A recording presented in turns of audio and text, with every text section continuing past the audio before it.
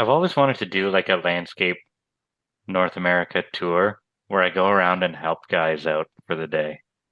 I've thought the same. Yeah, Like, I think that would be so fucking cool. we should do that with this It's like podcast.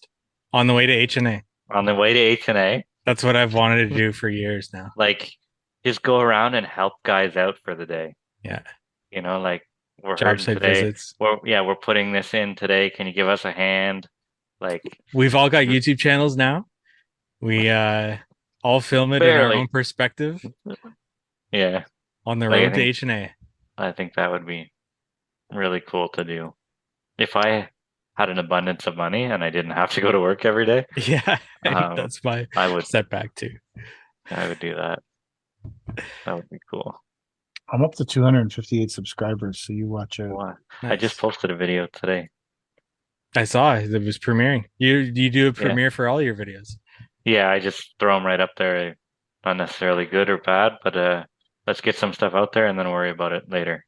Nice. Um, I have some so pretty shitty stuff up there. So, well, well, quantity, not I don't know. quality from me. Yeah. So I don't know if it is. So interestingly, uh, I was dumping at Arnt's today, and a guy flagged me down in a truck. He's like, "Hey, Nice. man, I've just been watching your videos. They're amazing." And I'm like, "Oh, thanks, man. Cool." That's great. Nice. I So was like, like and "Cool, man." subscribe I was like, to "Yeah, all your friends. like, and subscribe. If I Pound could that subscribe button." if I could say something about your guys' videos as a viewer, I wouldn't use the captions on the YouTube videos. Really? Yeah, because YouTube automatically captions. So if people needs captions, you can just click on it. Captions are just for like Instagram, where your sound might be off automatically, and you might be just scrolling, and you can Oh, just see the captions. But for YouTube videos, YouTube takes care of that. Most people are watching YouTube for the sound, right? hmm. They're not listening to it quiet. I'm mumbling through everything anyway, so um, I don't know. I'll try putting one up without captions. That's just me as a viewer. I Yeah. Because as soon as I see captions, I just start reading and I don't even pay attention to what's on the screen. I hate closed caption things. really, I Yeah, like them at the bottom. they're nice for shorts and reels because a lot of the times I'm not listening with the sound on. Hmm, But when I'm on YouTube, I'm listening because it's YouTube and it's meant to be played long form with sound. gotcha. I'll try the next one because I spent 15 minutes putting the fucking captions on this. Um, I just so put it. It took 15 minutes. I just put it into CapCut, and it does it in 30 yeah, I seconds. did, but then every video you have to do separately, and then it stacks them up, and then I don't know. Maybe I'm doing it wrong, but Maybe you're doing it right, and I'm doing it wrong. well, not if I'm spending 15 minutes and you're spending five. Maybe 15 minutes is the right amount of time. Like, I don't fucking know. uh, Today, Bernie, he's our resident old man, right? He's like our Brad. Um, I ripped the Well, ball valve. Brad's young, so just for the record. Oh, Bernie's old. Okay, well, Bernie's Brad's like almost 70. I think Brad's like 30. Holy shit, Bernie's So 70. okay, so So, Dawn uh, that we just hired is 61. Wow. The I assumed Dawn. Brad was old too. Brad? No, he's Yeah. like really young. Wow. hmm. Imagine how great he's going to be when he's old. Yeah. If he's good now, he'll be phenomenal later. He's phenomenal now. He can fix Well, anything. yeah, but so Bernie, my old guy, Yeah. he's had time on his side. Not necessarily brains, but he's got time on his side. Um, I ripped the ball valve off the water truck, so we're stuck with a tank of water, full water truck. Um, Obviously this thing is seized on there from years and years of rusty water running through it and everything, and winters and freeze thaw and all this shit. Like it's not coming off. There's like adapters stacked on each other and 3 to 4 inch and all this shit. And now with the ball valve gone, completely useless. We got to get this thing off somehow, right? And all the fittings are like 4, 5 inch. So you need monster wrenches, like not little wrench. I don't even know where you get a wrench that big. Like, and if you do, they're probably like $300 wrenches, right? So Bernie comes to the yard this morning and said, Bernie, I need you to work on this, get this off. I say, oh, I don't know how I'm going to do that. Thinking about it and thinking about it. He's like, well, I'm just going to go to the farm and build some wrenches. What do you mean, Bernie? You're going to build wrenches? He's like, yeah, I'm just going to weld some plates together and, well, I'll build a set of wrenches. Said, whatever. I also need you to get the hoses for the new bucket that we got. So measure that up and go to RSI and get all that stuff. He's like, oh yeah, okay, great. He's like, and then I got to help. He had to help his brother with something. He's like, I'll be back in a couple hours. Pull in the yard at 1 o'clock. Bernie pulls in behind me, and he's got these two medieval contraptions built out of T-bars. He built two wrenches out of T-bars. It's in the video. You got to watch the video. He's like, I think this will work. And then Bernie, there's no way this is gonna work. Like you built these wrenches. He's like, yeah, but they're the right size and everything. And hey, we got the water out of the water truck with it. So now he can get in there at a later date tomorrow and hold the plug from the inside to unscrew with these medieval box wrenches that he built. It's just unbelievable. Like, how does a guy do this? He's like the prototype was a piece of wood. He got a wrench out of wood and tried that first, and he's like, no, not strong enough. Gotta go to the farm and weld some T-bars, like old tree T-bars. Like, it's like, but how else would you do it? Where are you gonna get wrenches that big? Like, he's just, and when you have a mid-sized landscape company, you need a guy like this because I can't do it and the workers can't do it. You need someone who you can pay who's got crazy, fucked up ideas, but can somehow come through and get shit done. So we have a fabricator guy at our yard, Paul, who's he's similar to that. He Yeah. just I don't know if you guys saw my video about the green plastic shims Yeah. that are in the hook trucks. Yeah. We were missing one, so Paul just cut a piece of wood and then put a piece of plastic bucket on it. So and then he cut a piece of wood to the exact like a little bit smaller. Then he grabbed a 5-gallon pail and sliced it into pieces and then screwed the plastic from the 5-gallon pail and then put it in. And it's still in the truck now. It's been in it for like a fucking year. Like it's the only one that doesn't fucking fall out. Meanwhile, some dude in Sweden engineered these green plastic things that constantly fucking fall out. But the piece of wood that Paul made in the shop, like it's fine. Holding the hook in the exact place. Unbelievable, eh? Like, I wonder how your medium-sized landscape company gets by without this. You must spend a fortune bringing shit to get fixed the proper way. Oh, we break so much shit. Yeah. What did Paul? The hydraulic tank broke off the side, so Brad took the tank off. Paul rewelded the thing and made fixed the brackets, which I don't know how much that would have cost. Christy's bumper doesn't have braces on the end of it, so it was like splitting in half. So he took the bumper off, rewelded it together, then custom cut braces and manufactured braces to hold the bumper in place so it doesn't vibrate anymore. Just randomly. He did that all in one day, I think, actually. Today he was, for some reason, there's 2 spots on one of our small tag-along floats that are rusted through. So today he was cutting them out and rewelding them. You could keep a guy busy just doing shit like that. Like fixing stuff. The bins. We have the 3 dump body bins that I bought that I would never buy again. I might buy one just for hauling snow, but fucking they don't open. You know, like a small little dump truck, like a 1-ton dump truck, fucking that always gets seized up in the tailgate. Well, yours are aluminum, so that probably doesn't happen. But he redid those 3 bins to make them work for the season. Like he's always fixing something. Always fixing something. Oh, when I ripped the tarp off my truck twice in 1 week. He The was there first to time I fix didn't, it for you. the first time I didn't roll it back far enough, and I caught it with the hook and ripped it off the truck. So he put that all back together, and then the next time, um, I drove through a tree, and the tree caught it. Fucking like a day later, so he fixed it. I took it out, ripped it off on a tree, and then brought it back and was like, "Hey, Paul, I like destroyed the tarp again." It's like, "What the fuck are you doing?" I'm like, "I don't know, man." Like, but yeah, I don't know how. Like, I don't know what happens to people who don't have a Brad. I don't know what happens to those people.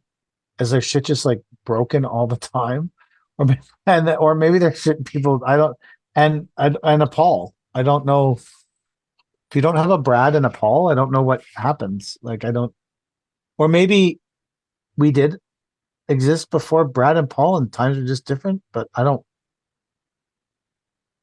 I know I don't want to exist without Brad and Paul. Yeah, they take a lot of stress off. Bernie takes he adds a lot of stress. He's the one who flipped the shovel. But for other things, he's great to just let Bernie handle it. And he gets it done somehow. Oh, Like, he's the one that flipped the excavator on the flat oh yeah, ground. yeah. But like, if something's wrong, say, Bernie, I need you to fix this. He goes, okay, I'm going to take it to the farm. And the farm is like this magical place where he can take things and they come back fixed. Like we have, and it's his brother's farm or whatever. He's got welding torches and cutting torches and all this shit like in like an old barn and shit. Like they've got everything scrap metal. They've got oil and shit and tires and whatever you need to fix something, rope, wire. It's all at this farm. Like it's just a place where things go to get reborn. I wonder. I often wonder whenever I see Paul doing stuff, like the amount of knowledge that's in his. So on the back of the hooks on the bin trucks, there's these covers, and they're plastic, and they get smashed really easily. And one of them didn't even come with one. He like made new covers. There was another plastic cover that multi lifts like, yeah, we don't make that anymore. Fuck yourself. So he manufactured this steel cover for it. Like it's crazy. It's better than that. I'm like, man, like no one's gonna take over where this guy's leaving off. Yeah. No one wants to do that. No one can do that. Make shit like just create stuff out of nothing. It's just Yeah. Meanwhile, I got another guy trying to fix a rake, like $100 rake with I saw that. like tree rope, and it's got like 30 washers stacked on end. And he's like, "Oh yeah, this is really good." He puts it in the ground, fucking breaks again. Like, I bought this rake. That's my good rake. I said, Gord, I'll buy you another rake if you want. Like, don't spend so much time trying to fix the listen, broken bro. shit. Just tell me that it's broken. Listen, bro. I'm in 10K on this bucket and it still doesn't work. Yeah. You need a fucking rake. I'm good. Yeah. I'm good, Yeah. man. Yeah. I'm okay with getting a rake. Yeah. Everyone gets a new rake. Oh. So we're back in it. Full landscape mode.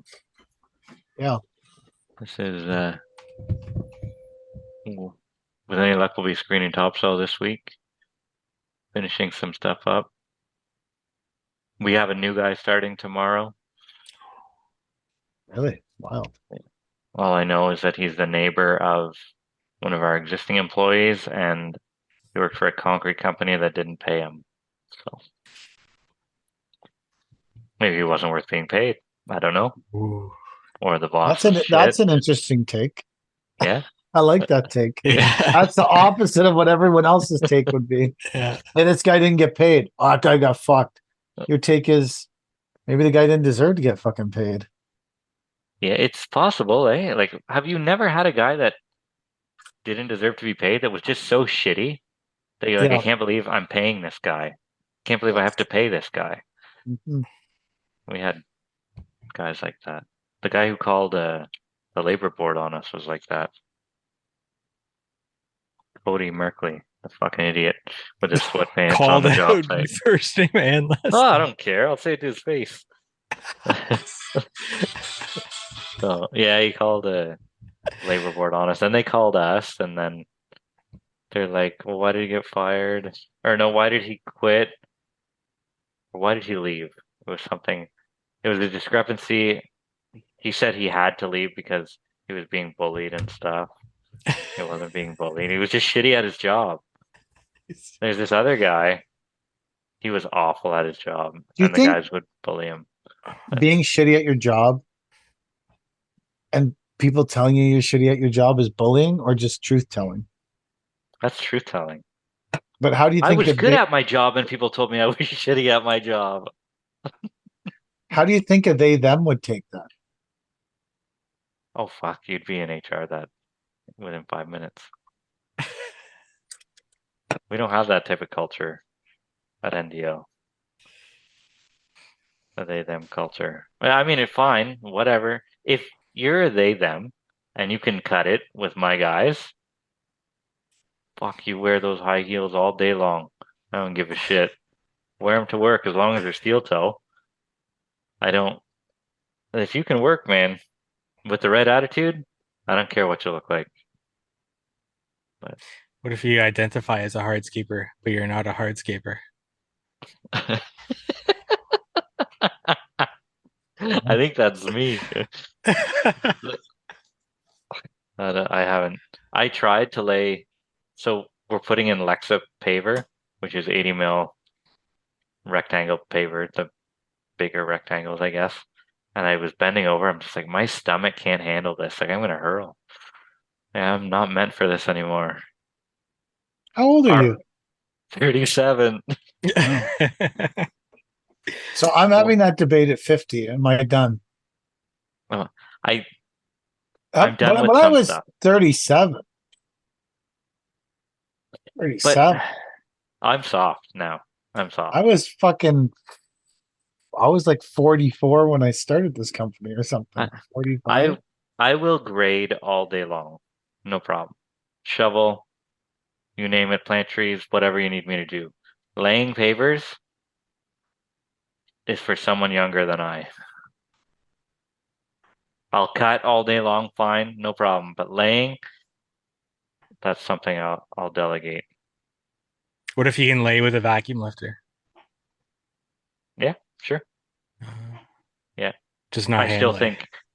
think that task is better delegated to let someone else do it, but I would definitely rather vacuum lifter than hand lay it.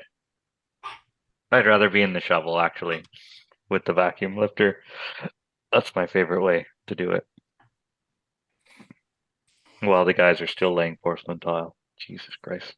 Third week of it. Oh, still. Still, yeah. Wow. How many square Yeah. feet is it? 4,500 Oh, okay. That's quite a bit. So we're doing 4,000 square feet porcelain tile on pedestals or on what? on HPV. Hmm. Are you going to mortar it? That is not part of the spec. Spacers are part of the spec, though. Yeah. Hmm. I just don't want to have to do this again, so I'm taking every precaution. Because I can see whenever they're down, without being mortared in, they sound hollow. Right? So I And know that you keep scares me. okay, so you keep talking about the hollow sound, and I understand that, but do you not think it would be fair to just say to the client who picked it, this stuff's going to sound hollow? You picked it, not me. It's not. I think the hollow sound is a precursor to movement, right? Because obviously the tiles are sitting level, but there's a void underneath them somewhere that give them that hollow sound. Do you think mortaring them to open graded base is going to help? I'm just, Yeah, I think so. I think it fills that void, right? but I think it doesn't deter movement at all. Um, um, I'm not going to take the chance with 4,500 square feet. So even if it takes us a week longer, it takes us $5,000 more, $10,000 more to pull up $150,000 of tile. I'll pay that insurance. You know who installs a lot of porcelain is Scheller. What's his climate's probably a little like ours. Maybe not so Not much as freeze bad. thaw. Yeah. Yeah, yeah. We get a lot of it.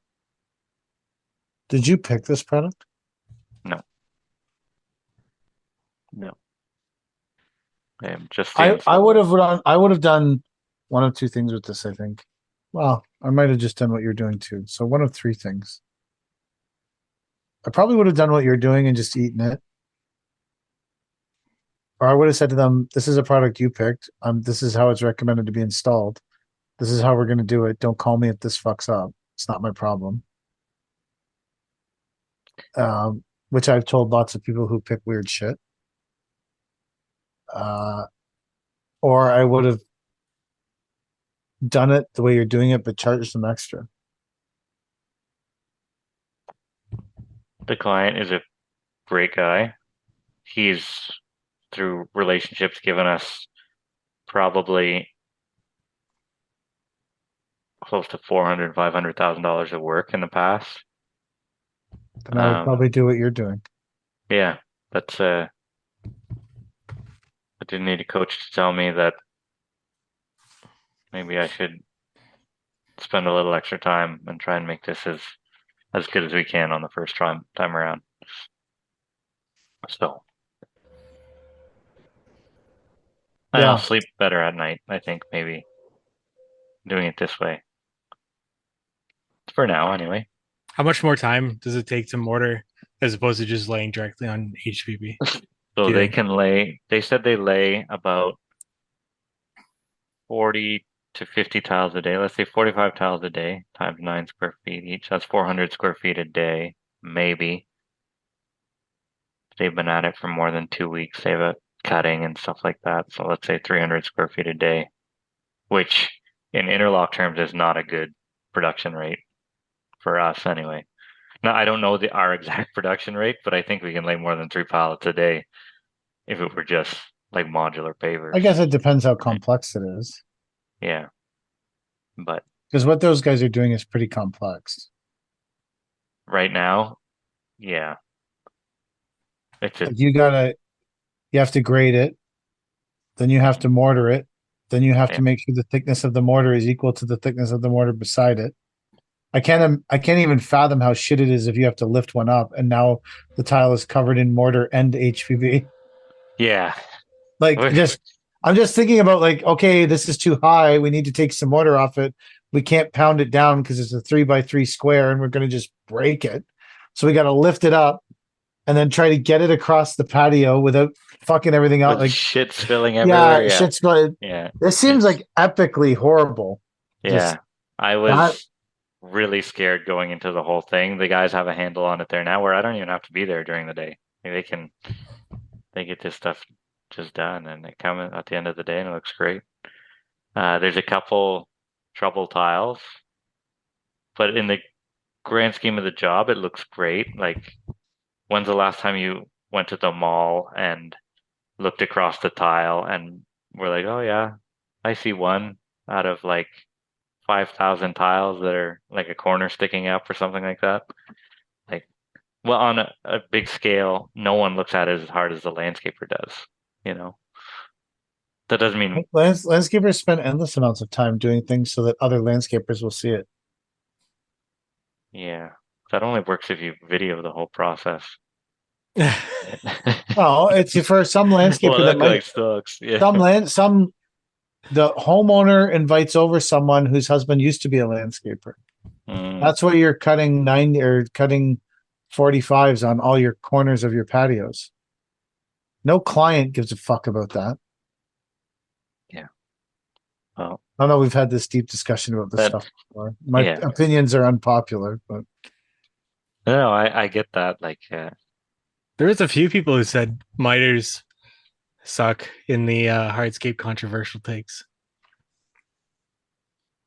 mitered corners on wall caps suck. Mitered 90s suck. Yeah. I I've switched materials out just so that I don't have to miter corners on walls. Like that Brandon Wall cap. Uh, I put a rough face cap on it or something like that, just because I don't want to mortar or miter the. I've never used the Brandon wall cap. No, it's Uh, ugly. The Don't you wall's usually nicer. use? I always use natural stone. I don't bother with any concrete caps. I don't bother with them. I'm too good for them. I Look at don't me like any of sitting on them. my high horse, talking about how I'm too good. So this was an interesting thing. Cody sent me to go get a bin tonight at the end of the day, and She sent you. yeah, she texts me all the time and says, "Can you get this bin?" Oh, I say, "Sure." She's jammed up. She says, "Can you go get Matt Beam's bin?" I said, "Sure." So I go to get it, and there's this easily 65 to 75-year-old guy laying a driveway. So there's a bin of used concrete, a house, and then there's a house with the whole driveway ripped up, and a guy laying the driveway with one of those new Grabos. hmm. But he's not wearing a vest or anything. He's got a pair of running shoes on, and he's graboing one paver at a time. And he's like easily in his 70s, I would think. And Carter, that works for Matt, comes out, and I said, "Where's the other two?" He's like, "Oh, Stone Slinger had to make hats, and Matt went to go. All the concrete didn't fit in the bin, so Matt went to go dump the last of the concrete." I went, "Oh," I said, "Well, who's that guy? Like, is he working for you guys? Like, that's who they left you with? Is that dude?" And he goes, "No, no, that's just some homeowner who happens to be working beside us, who's laying his own driveway." He goes, this guy wakes up every morning, goes for a round of fucking golf, and then comes home and lays his driveway till dinner, and then goes to sleep. Gets Nice. up the What a next life. day, goes for a round of golf. I'm watching this guy, and they said that his old driveway was interlock, and now he's got some bigger format, random 3 size format. But Carter said that the guy picked up every paver, every 4x8, and stacked them in the bin. So there was no air gaps. So that the whole bin, I can't imagine how much that fucking bin weighed. Wow. Like Carter put a video on Instagram and I shared it of like the bin I picked up was full of concrete and the truck's like 2.5 feet in the air. And it was just Wow. dumped in with a fucking skid steer. Like this guy stacked it in like to Wow. pack every corner of it. Like wild. Funny. Wow. Yeah, I just thought he was part of the Matthew Beam landscaping team, but no, he's just some guy who lives next door. Like fucking Nice. wild.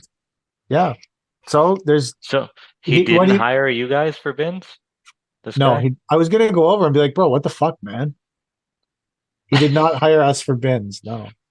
But what I did talk to him briefly, and what he did say was he learned most of his stuff from Mike's DIY channel. And he said that had been really helpful for him, and he was hoping to run other landscapers out of the job. He's gonna do the whole neighborhood. Yeah. So basically, Mike looked at his audience and said, most of my audience is hardscapers who make a living doing hardscaping. So what I'm going to do is start posting a bunch of DIY videos to those people so that in an already overtly competitive market where there's no work, I can teach people how to take more of the work that isn't there. And then wonders why this video is not skyrocketing to popularity with his core audience. I would argue that the DIY market isn't your market, anyways.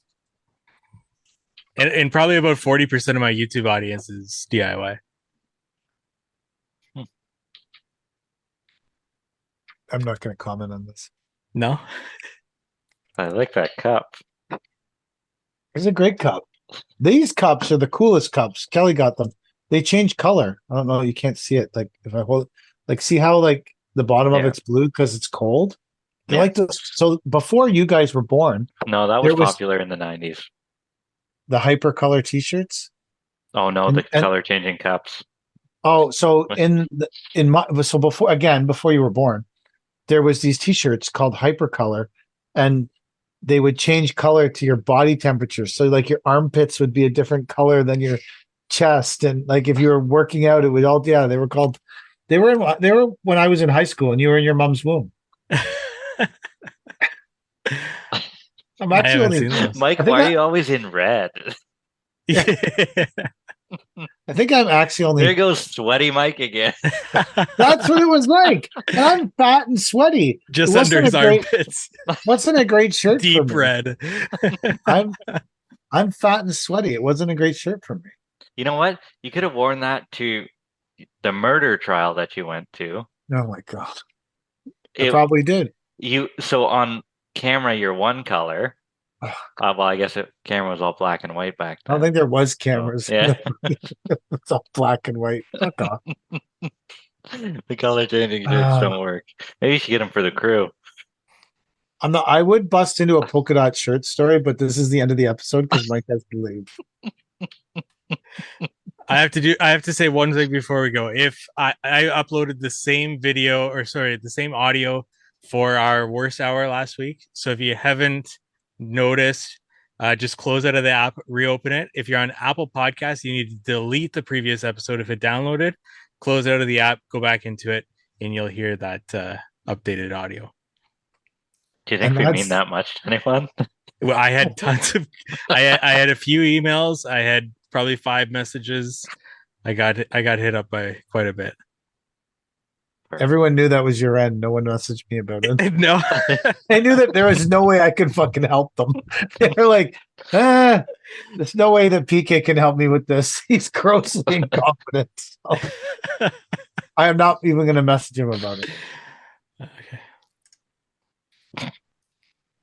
Is that it? Do I hit? That's the end of the episode. Yeah.